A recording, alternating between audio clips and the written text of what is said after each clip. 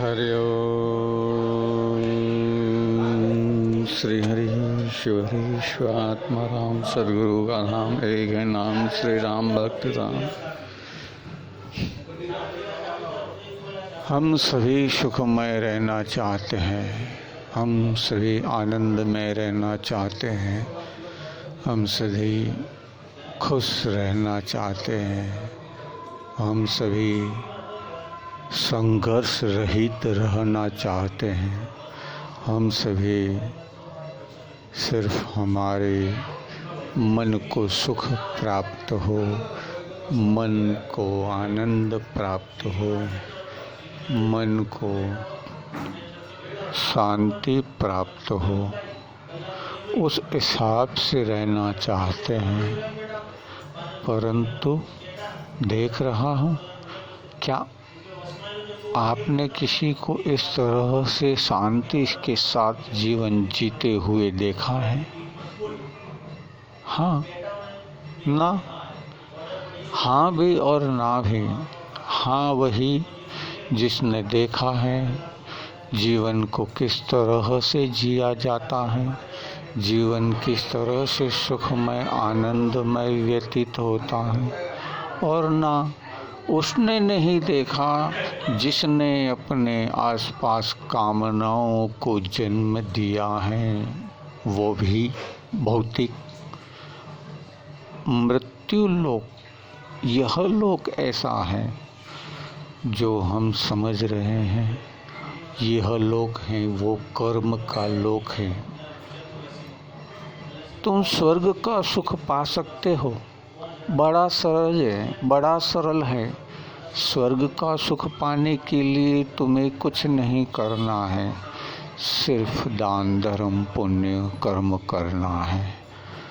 तुम इसी में नरक का सुख पा सकते हो। नरक का सुख ये है कि हम नरक में रहकर भी स्वर्ग में रह सके।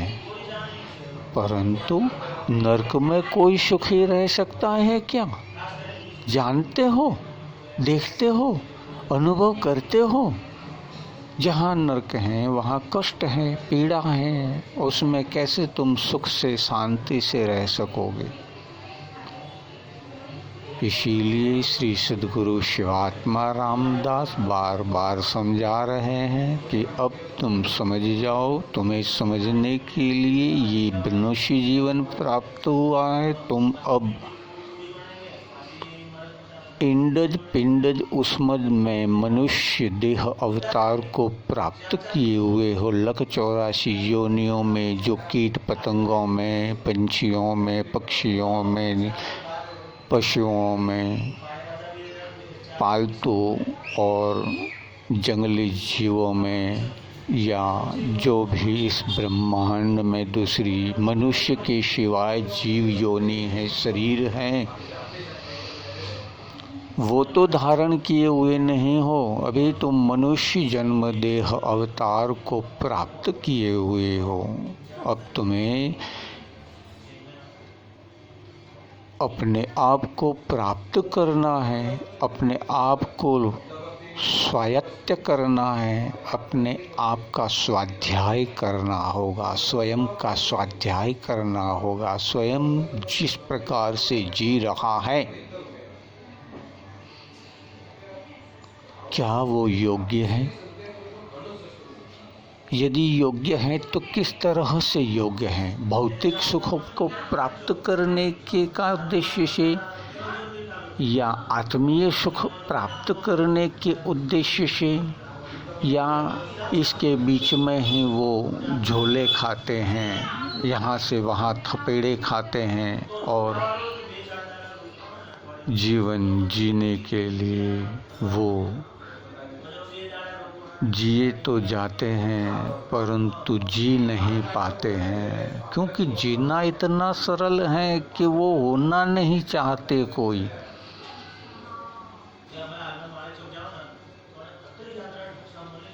जीवन जीना इतना सरल है पर उस तरह से कोई जीना नहीं चाहता। जैसे बालक है, बालक की तरह ज्ञान बुद्धि अपनी बुद्धि मत लगाओ, अपना ज्ञान मत लगाओ, बालक की तरह बन जाओ। वहाँ तुम्हारा ज्ञान और बुद्धि काम नहीं करेगा और तुम्हारा ज्ञान और बुद्धि काम करेगा। वो समझ तुम्हारे अंदर भीतर जगानी है। वो कौन सी ज्ञान, कौन सी बुद्धि, कौन सा जानकारी, कौन सा सुख, कौन सा कर्म, भौतिक, आध्यात्मिक, आधिदैविक, आदि भौतिक, कौन सा है। ये 4 प्रकार के कर्म इस संसार में बांटे हैं। इसीलिए तो 4 वर्ण समझाए हैं, 4 वेद समझाए हैं, 4 दिशाओं को चौकन्ना होना है। चतुर्मुख ब्रह्मा हैं, 5वां जो मुख हैं वेद हैं, वो ज्ञान गुप्त इसीलिए रखा है क्योंकि जो हैं उसकी कदर नहीं है। जो हैं हमारे पास उसकी कदर नहीं है। हमें हमारे पास सब कुछ प्राप्त हुआ है। सबसे पहले तो हमें ये मनुष्य जन्म देह अवतार प्राप्त हुआ है जिससे हम अनुभव कर सकते हैं। पशु पीड़ा का अनुभव कर सकता है और भूख लगने पर भोजन का अनुभव कर सकता है, स्पर्श का अनुभव कर सकता है, काम का अनुभव कर सकता है, क्रोध का अनुभव कर सकता है और क्रोध करता भी है। ये सारी क्रियाएं हमारे अंदर विद्यमान हैं क्योंकि ये पशुवृत्त कृतियां हैं। पशुवृत्त कृतियों को हम करते रहते हैं, इसीलिए इसे कृतियां कहा गया है। कृतिका नक्षत्र को तुम जानते हो, जिन्हें शुक्राचार्य ने उत्पन्न किया था। कृतिका नक्षत्र का प्रभाव, यही कृतिका हमारे भीतर वो कार्य करती हैं जिस प्रकार का आदेश प्राप्त हो। शुक्राचार्य ने कैसा आदेश प्राप्त करवाया था? किसी का नाश करने का। जबकि यही कृतिका मेरे पास, तुम्हारे पास भी हो सकती है। हर किसी के अंदर आनंद का जीवन प्रदान करने की कृतिका को आदेश प्राप्त है मेरे गुरुदेव के द्वारा, जिनकी मैं साधन नहीं कर सकता, सिर्फ प्रार्थना करता हूँ उन्हें। क्योंकि ये ब्रह्मांड हैं, ये ब्रह्मांड विद्यमान है जिसमें से तुम श्वास ले रहे हो, मैं ले रहा हूँ, पशु ले रहा है, पंछी ले रहे हैं। इसी में हम भोजन करते हैं, इसी से हम पोषण प्राप्त करते हैं, इसी के ऊपर हम जी रहे हैं। यदि यह प्रकृति परिवर्तित नहीं होती तो हम वैसे के वैसे ही स्थूल बने हुए होते, जैसे अग्नि, ज्वाला। क्योंकि सबसे पहले हम ज्वाला ही थे। हम जैसे जैसे शीतल होते गए वैसे वैसे ज्वाला से अलग होते गए। पत्थर बने, पत्थर से कंकर बने, कंकर से छोटी छोटी रेत के कण बन गए और हम बिखर गए, करोड़ों में बिखर गए हैं, परंतु अभी तक हम एक नहीं हो पा रहे हैं। आगे कहा है गुरुदेव ने, समझाया है गुरुदेव ने, बताया है गुरुदेव ने, अनुभव करवाया है गुरुदेव ने, परंतु हम उसको अनुभव करने के लिए प्रयत्नरत नहीं रहते हैं। हमें लावा रस स्वयं में प्रकट करना है क्योंकि हम लावा से उत्पन्न हुए हैं। जैसे भूमि में जितना लावा है खलबला रहा है, उसी तरह इस पृथ्वी के ऊपर गैस, वायु, ऑयल इत्यादि प्रकट होते हैं। हमारे शरीर के ऊपर भी यही है। हमारे शरीर से इससे कोई भिन्न नहीं है। हमारा शरीर भी पसीना उत्पन्न करता है जिसे हम पानी कहते हैं। हमारे शरीर के अंदर से तेलीय तत्व उत्पन्न होते हैं जिससे हम तेलीय तरस चिकास कहते हैं। ये जो हो रहा है हमारे शरीर पर, ये पृथ्वी पर हो रहा है। पृथ्वी पर रोम हैं जिसे वनस्पति कहते हैं, बड़ी बड़ी जटाएं हैं तो जिसे बड़े बड़े वृक्ष कहते हैं। बड़े बड़े और छोटे छोटे सारे ही इस जगत के अंदर प्रकृति हैं। तो हमें आनंद में रहना है तो कैसे रहें? हमें आनंद में रहना है तो कैसे रहें? हमें आनंद में रहना है तो बालक बन जाए। बालक पे कोई वैर भाव नहीं होता है, बालक निर्विकारी होता है, बालक सहज होता है। बालक बन जाना है, बालक बन जाना है। हम में ईश्वरीय तत्व प्रकट होने लगेगा। कोशिश तो करके देखो, क्योंकि इस संसार में सारे ही माया से वशीभूत होकर माया के कारण ही आपसे झगड़ा कर रहे हैं। माया चाहता हूं मैं तुमसे और तुमने मुझे वो माया प्रदान नहीं की, इसीलिए तुम मेरे शत्रु हो। यदि तुम वो माया मुझे प्रदान कर दोगे तो तुम मेरे मित्र बन जाओगे, परंतु मेरी तृष्णा तो बढ़ती रहेगी तुमसे।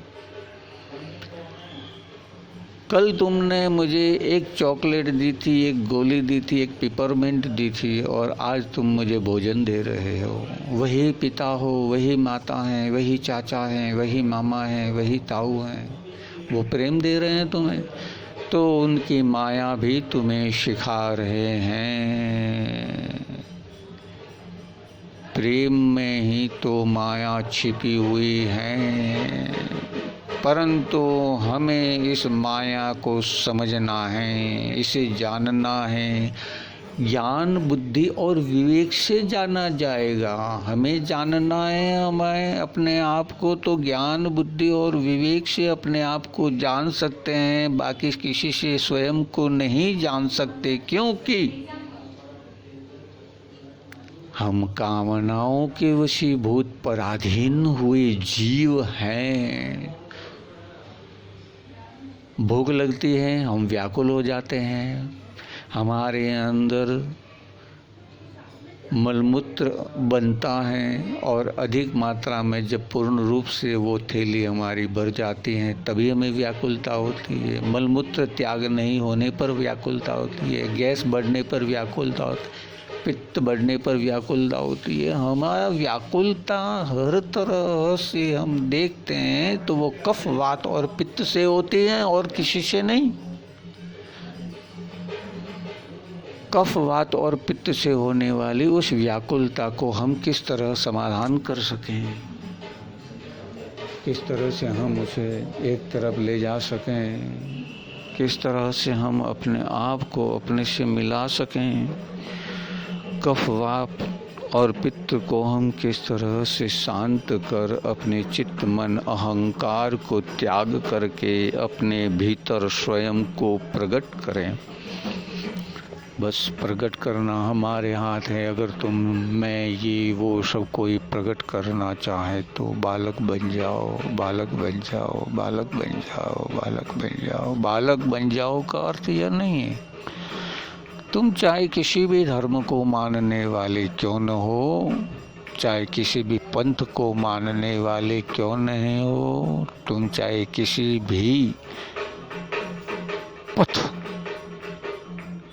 भी पथ को मानने वाले क्यों न हो, तुम्हें तो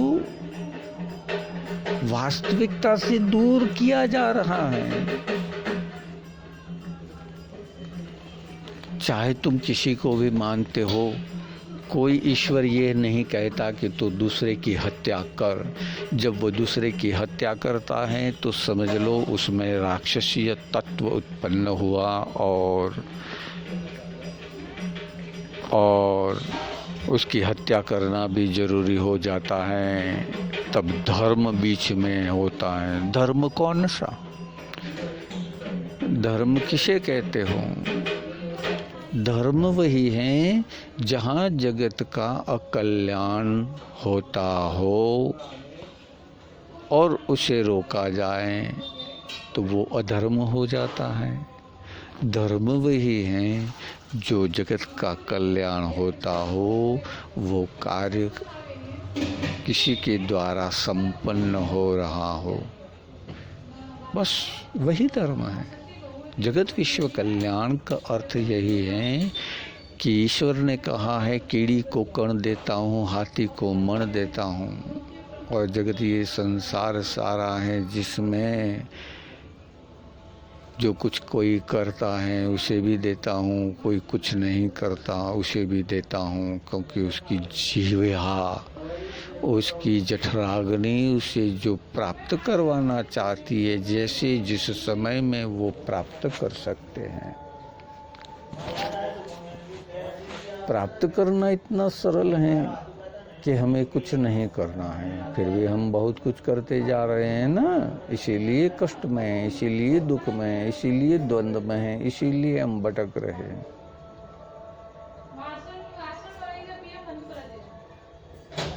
हमारे भटकने का कारण क्या है? यही जगत की माया। मुझे क्या चाहिए? जब कुछ नहीं था पास मेरे, में मस्त मलंग रहा करता था। जब कुछ कुछ आया पास मेरे, तो 99 से 100 बनाने की क्रिया में लग गया। माया के पीछे दौड़ता रहा, दौड़ता रहा, दौड़ता रहा। और धर्म यानी कि दूसरे की आत्मा को न दुभाना, वो भूल गया और दूसरे की आत्मा को दुभाने लगा किसी न किसी तरह से।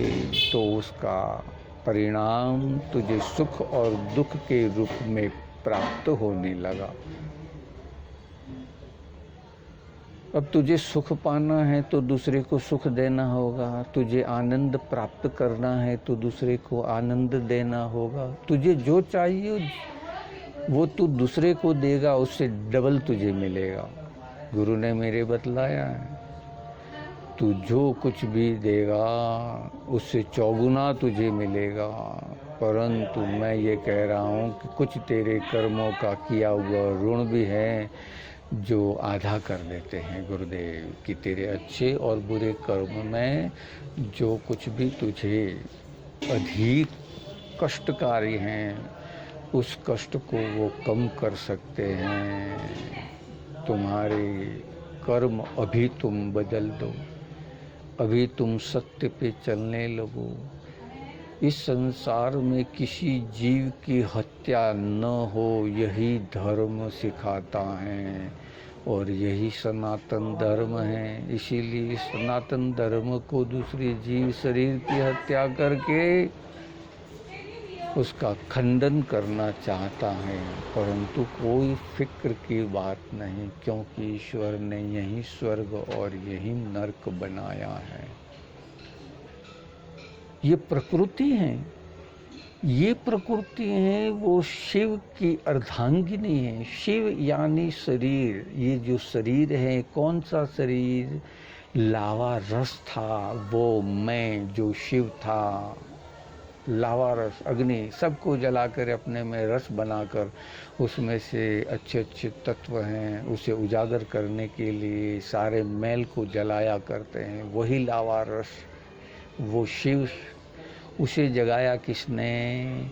उस शक्ति ने, जो उसके अंदर ऊर्जा के रूप में, चेतना के रूप में रही हुई है। उस शक्ति को उसने जगाया और उसने समस्त ब्रह्मांड में अपनी व्याप्तता प्रकट की। इसीलिए प्रकृति 5 हैं। 5 प्रकृति कौन से हैं? अग्नि, जल, वायु, आकाश और पृथ्वी। ये 5 प्रकृति हैं।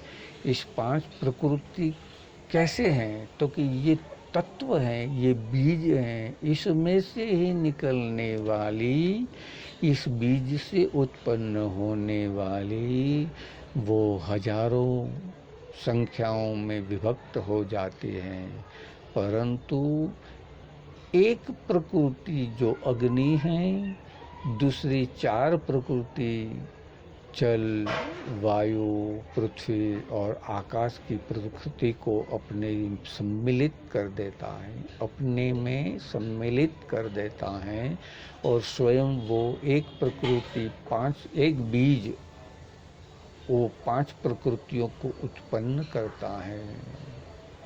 इसी तरह अग्नि ने प्राप्त कर लिए 5 शरीर, 5 प्रकृति। फिर अग्नि से वायु,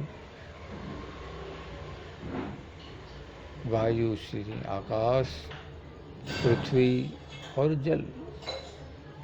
इस चारों को धारण कर लेता है, वायु, अग्नि, आकाश, पृथ्वी और जल। तब स्वयं की मिलाकर उसमें 5 प्रकृतियां उत्पन्न होती हैं। इस तरह से 5 बीज से 5 प्रकृतियां उत्पन्न होकर हमारे इस देह के अंदर अकेला बीज पड़ा था सूखे में, कोई उसमें चहल नहीं थी। जैसे आया संसर्ग में जल के, उसमें चहल और पहल हो गई। और मिट्टी के संग आने से उसने ये सृष्टि रचना रचाई। नहीं तो बीज वहीं पौधा बन के, अंकुर निकल के, सूख के खत्म हो जाता। ये प्रकृति का नियम है। मैं तुम्हें कुछ ज्ञान नहीं दे रहा हूँ, कुछ समझा नहीं रहा हूँ, कुछ बता नहीं रहा हूँ, ये तुम जानते हो, परंतु क्या तुम इसे स्वीकार करते हो? इसे स्वीकार करना बड़ा कठिन है। स्वीकार करना इसीलिए कठिन है क्योंकि यही हमारे जीवन में होता है, परंतु हम उसे स्वीकार नहीं करते। हम परिवार कुटुंब के साथ रहकर प्रगति कर सकते हैं, सभी के साथ रहकर प्रगति कर सकते हैं। अकेले जंगल में रहकर प्रगति नहीं कर सकते, परंतु वहाँ पे हम प्रगति करना सिखाते हैं। हमारे गुरुदेव ने क्या कहा है? हमारे गुरु कहते हैं, सुनो तुम बार बार समझाओ, ये मनुष्य जन्म दे लो 84 लोहों की तरह बड़ी कठोर हैं। लख 84 पार कर आऊं, लोह 84 पार कर आऊं, फिर भी कुछ समझ नहीं पाऊं कि मनुष्य जमारे में क्यों कर आयो मैं, कि मैं समझ नहीं पाऊं मनुष्य जमारे में क्यों कर आयो मैं। कामनाओं के पीछे भटक कर बुद्धि ज्ञान विवेक खो दिया मैंने। सब कुछ उसके जैसा माया ने रचा, ये राज कर्म का फेरा समझ में आए तो डाल दे डेरा।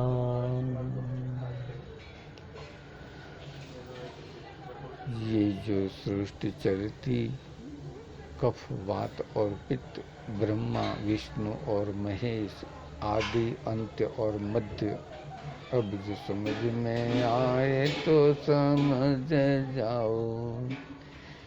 ब्रह्म गायत्री, ब्रह्म गायत्री, ये ब्रह्मा की गायत्री है कि सरस्वती जिससे उत्पन्न हुई, और ज्ञान विवेक बुद्धि बल है देह का। ज्ञान, बुद्धि और बल ये देह का यानी शिव का बल कौन सा है? कार्तिक की वो जो उत्पन्न हुआ स्वयं से देखो वो ऊर्जा समझाऊं, वो वीर जगत में ऐसा है जो समझा प्रकृति बतलाऊं। गणराज जो शक्ति उत्पन्न हुए वो भूख भोजन बतलाऊं, तृप्त हो जाए प्रसाद मात्र से, वो जीव तृप्त हो जाता है प्रसाद मात्र से। वो ईश्वरीय तत्व ज्ञान विवेक और बुद्धि हैं, क्योंकि ज्ञान विवेक और बुद्धि से हम उस तत्व को समझ पाते हैं और उसके परिणाम के प्रति हम जागरूक होकर, उसके परिणाम के प्रति हम जागरूक होकर हम उस अच्छाई और बुराई से भिज्ञ होते हैं, जानकार होते हैं, ज्ञान होता है और विवेक से हमें निर्णय लेना है। तो विवेक से निर्णय क्या लेना है कि लगे 84 भटक कर आया मैं तो यहीं, बार बार मैं आया और चला गया खबर नहीं नहीं जानता, जब तक था मैं स्वर्ग को टकराता। लग 84 आता जाता और मनुष्य जन्म को फिर मैं पाता। जिसी में मैं तो लग 84 रमता गया हूँ जोगी। ऐसी मेरी है योगी वो जो समझ जाए भोगी। भोग जो विलास करते हैं वो अपना वंश वेला बढ़ाते रहते हैं, और योग करते हैं वो अपना वंश वेला सीमित करके सतोगुणी बुद्धि विवेक को बढ़ाते रहते हैं, और स्वयं के अपने कर्म बंधन से मुक्त करके जन्म और मरण से मुक्त होने का मार्ग समझ में आ जाए तो वो दूसरी आत्मा को कभी पीड़ा नहीं देगा। उसी में उसका अल्लाह, ईश्वर, भगवान, गॉड, वाहेगुरु सब इस ब्रह्मांड की शक्ति है, जिसे तुम किसी भी रूप में किसी भी नाम से क्यों न मानते हो। चाहे आदिवासी शक्ति के रूप में मानते हैं, और जानकारों ने तो 33 कोटि देवी देवताओं को बतलाया है, और नहीं जानते हैं वो एक को पकड़ कर बैठे हैं, वो एक को भी तो जानते नहीं हैं। क्योंकि एक ने कभी नहीं कहा कि तू मेरे इस बनाई हुई सृष्टि की दूसरी जो शरीर है उसको तू नुकसान पहुंचा। इसीलिए अहिंसा परमो धर्म जैनों ने समझाया है, गौतम ऋषि ने बतलाया है, परंतु फिर भी कोई समझ नहीं पाया है। क्योंकि सनातन धर्म में तो ये भी बतलाया है कि साधु के पास गया मैं, देखा बड़ा उसे शांत, और देख कर मैं तो हो गया खुश। हुआ मेरा मन का क्रांत, मेरा दुख था वो वहाँ शांत हो गया। जब देखा उसको फोड़ा हो रहा बड़ा अजीब, जिसमें जीव यहाँ वहाँ चलत रहे और गिरते बाहर भीख।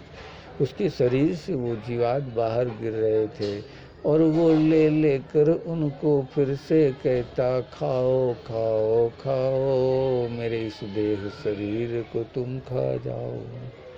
रहे नहीं एक कण जरा सा, कैसा नहीं रहे कण जरा सा, कर्मों का कोई कण बाकी नहीं रहना चाहिए।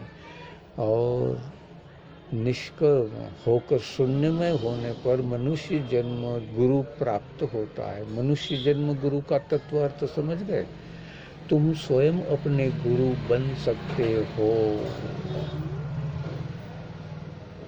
क्योंकि सबसे पहले ज्ञान किसने पाया था? जिसने पाया उसने बतलाया ना। मेरे गुरु ने जाना था, मुझे बताया, मैंने जान तुम्हें बता रहा हूँ, और तुम उसे समझ जाओगे, जान जाओगे, अनुभव करोगे, अपनाओगे तो पाओगे। इसमें मेरा कुछ भी नहीं है, जो कुछ है तुम्हारा ही है। तुम्हारा तुमको दे रहा, इसीलिए तेरा तुझको अर्पण क्या लागे मेरा।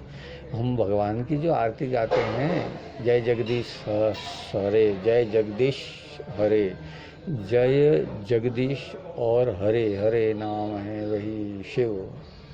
जगदीश जगत का ईश, जय जय यानी जो ये जीव है, ब्रह्म है, उसका ये ब्रह्म वही जिसने शरीर को जान लिया, मनुष्य जन्म देह पाया, लग 84 भटकता था अभी तक काम क्रोध मद लोभ मोह माया आलस ऐश्वर्य अहंकार में, लग 84 में भटकता था।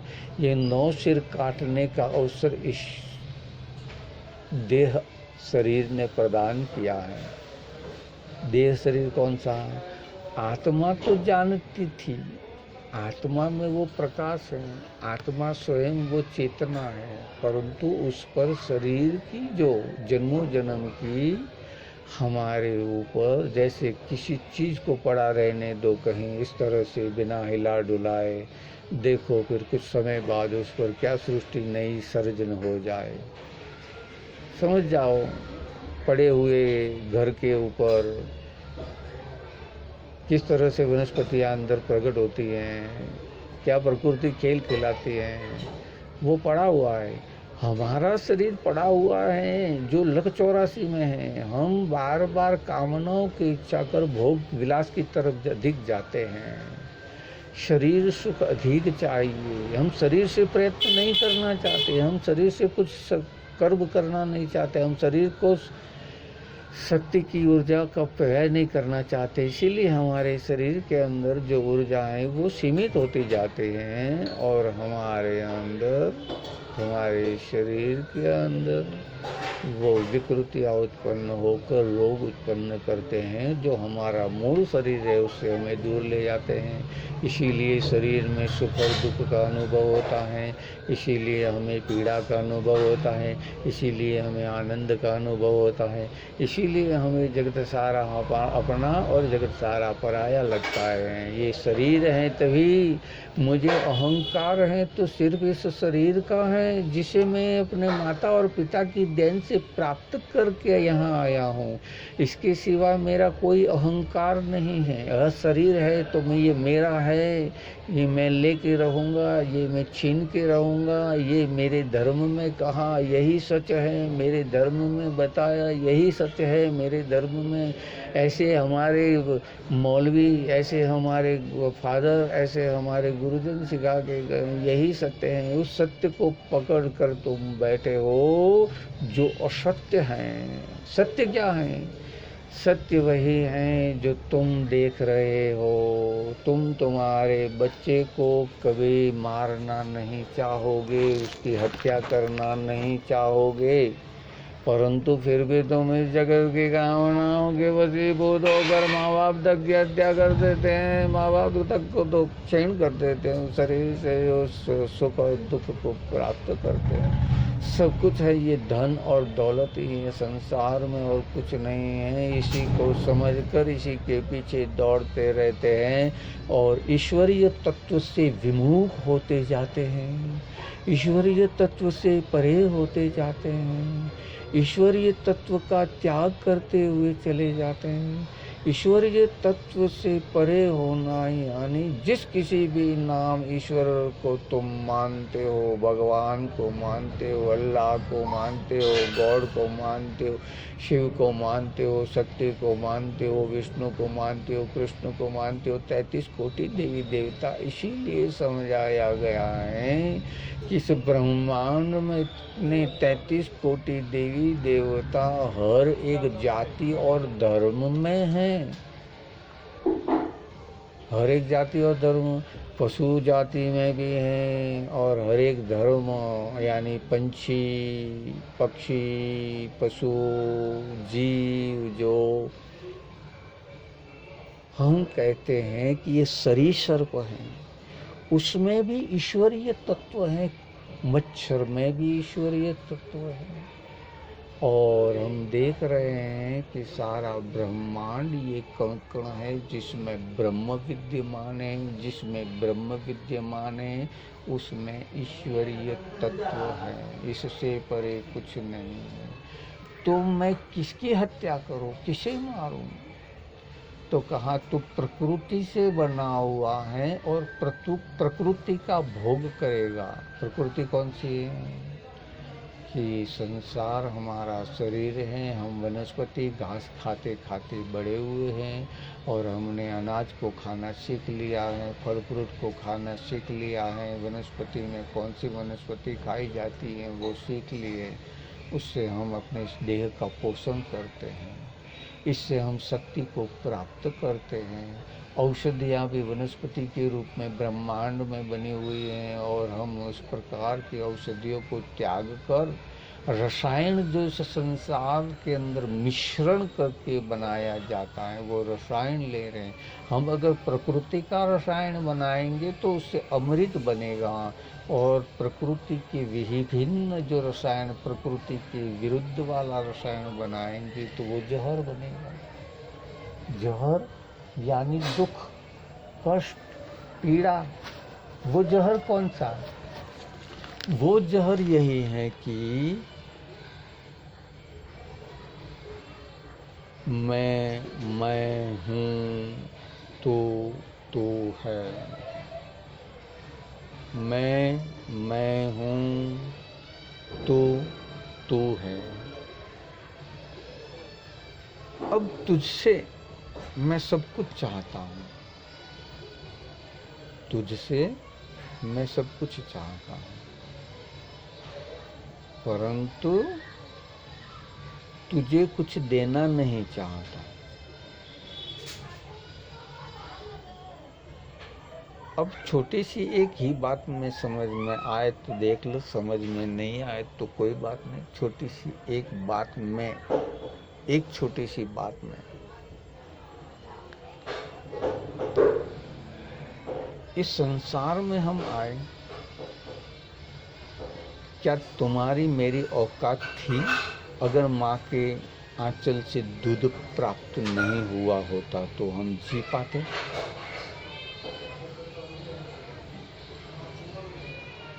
दूसरी बात, हम पिता के शरीर से और माता के शरीर से उत्पन्न हुए हैं। ऐसे हमारे पिता के शरीर से और माता के शरीर से कितने ही और जीव भी उत्पन्न होकर वो नाश को प्राप्त हुए हैं। तो सभी ने तो सृष्टि नहीं रचाई, सिर्फ तुमने और मैंने सृष्टि क्यों रचाई है? क्यों तुम मेरे भाई हो, क्यों तुम मेरी बहन हो, क्यों तुम मेरे माता हो, क्यों तुम मेरे पिता हो, क्यों तुम मेरे पुत्र हो, क्यों तुम मेरी भगिनी हो, क्यों तुम मेरी पुत्री हो, क्यों तुम मेरी चाची हो, क्यों तुम मेरी ताई हो, तू क्यों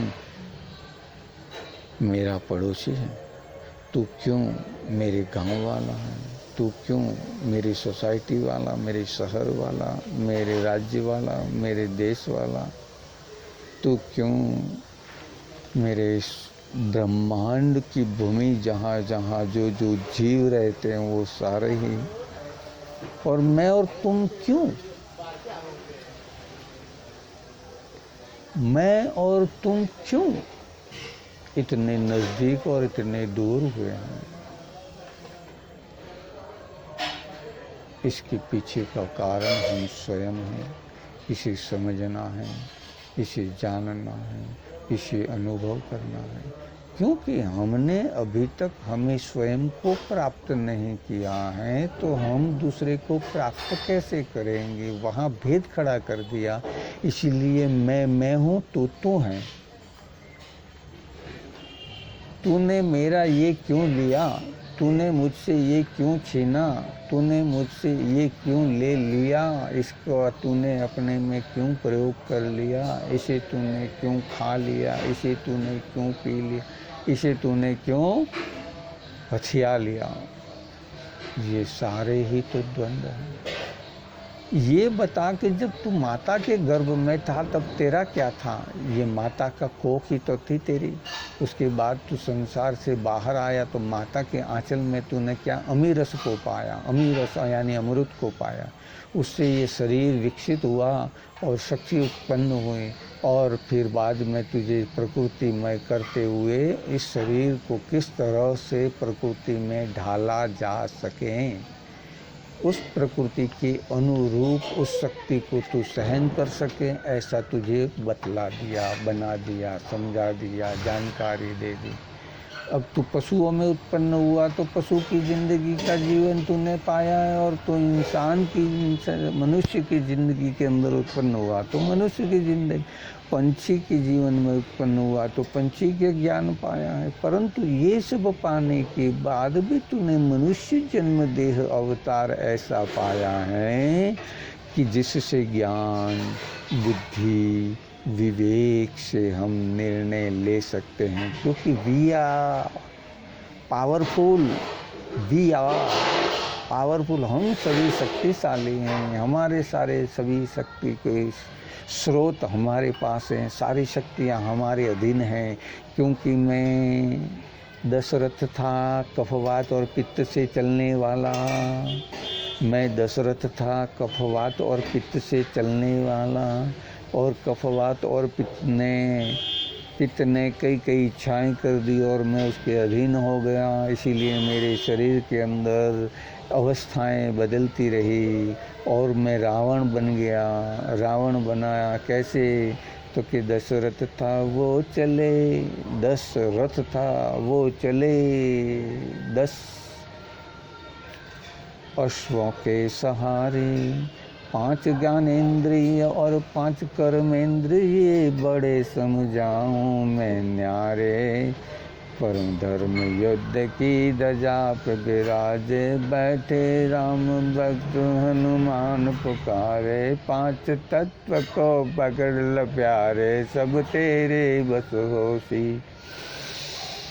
सब तेरे बस होशी। 5 तत्व को पकड़ लो। ये 5 अश्व जो हमारे शरीर के अंदर अग्नि जल वायु आकाश और पृथ्वी ये अश्व हैं, इनकी तेज, इनकी गति, इनकी चित्त भ्रमणा या मति या कृति जो कुछ है वो हमें पकड़ना है, धारण करना है, अपने आप में समझना है। उसके अनुसार हमें विचारों को लेकर विवेक बुद्धि से बुद्धि लगानी है, लेकिन विवेक के साथ लगानी है। बुद्धि तो बहुत है सभी के अंदर, मगर विवेक के बिना की बुद्धि वो मूर्ख से भी गई बीती है।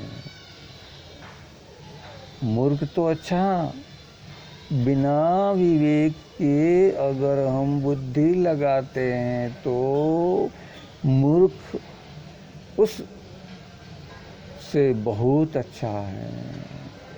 इसीलिए हम मनुष्य जन्म दे अवतार को प्राप्त करके बुद्धि ज्ञान विवेक के साथ लगानी है। ज्ञान भी लगाना है, बुद्धि भी लगानी है और विवेक के साथ लगानी है, तब जाके हम में परिपूर्णता आएगी।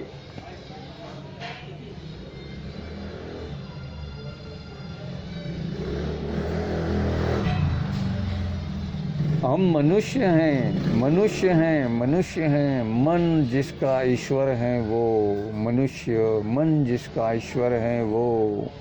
और मैं कहता हूँ मैं मानव हूँ, तो कहते मानता है जो नवलिंगात्मक देह को वही मानव।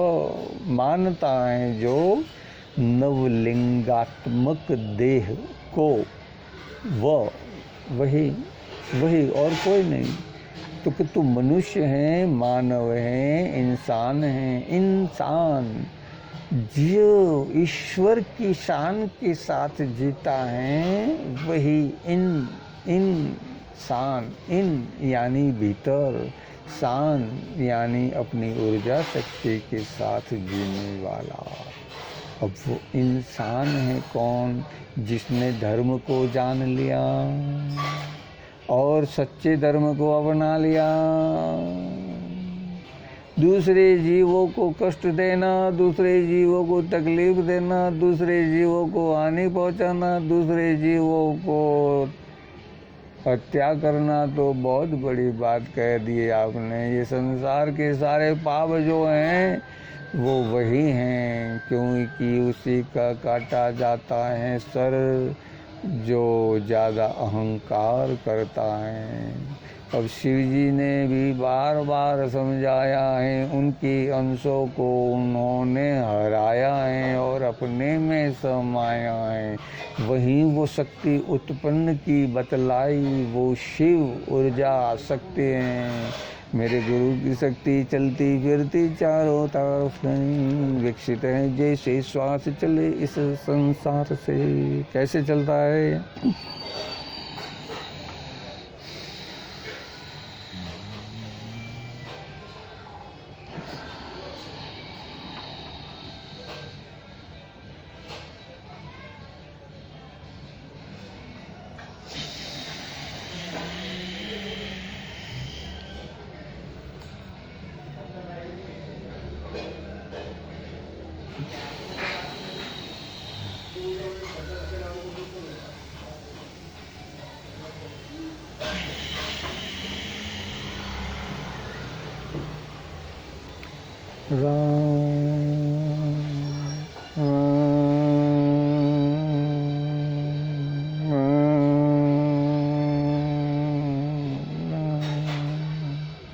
राम से रणकार हुआ, ओम से हुआ उदय। राम से रणकार हुआ, ओम से हुआ उदय।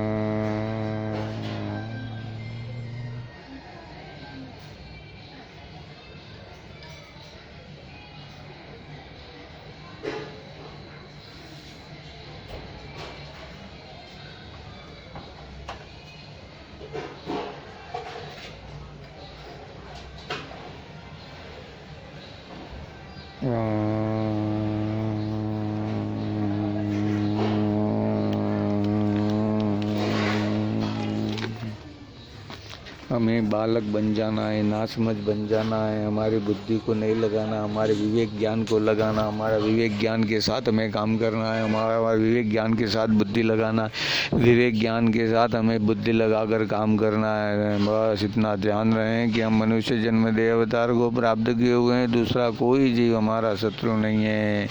मैं मेरा शत्रु हूँ, अगर मैं किसी और को मारूंगा तो मेरी मृत्यु निश्चित है, मैं किसी और को नहीं मारूंगा तो मैं अमर हो जाऊंगा। बस मारना किसे है? खुद को मारना है, खुद को मारना है, खुद को मारना है, खुद को मारना है। खुद को कैसे मारोगे? तो कि 5 प्रकृति जो तुमको बीज रूप में समझाए, 5 प्रकृति जो बीज रूप में तुमको समझाए, ये तो जल दे जावे जो प्रकृति में मिलाए। 5 तत्व यूँ मिल जाएं अपने आप, अग्नि में, जल में, वायु में, आकाश में, पृथ्वी में मिल जाए और मैं हो जाऊं अभेद। भेद रही नहीं, अभेद हो जाऊं। अभेद होना यानी सभी में मैं और मुझ में सब, सभी में मैं और मुझ में सब। तो भेद रहा कहाँ कब? भेद रहा कहाँ कब? अब तू नहीं और मैं नहीं, दो ही तो मैं हूँ और मैं हूँ, तू ही तो।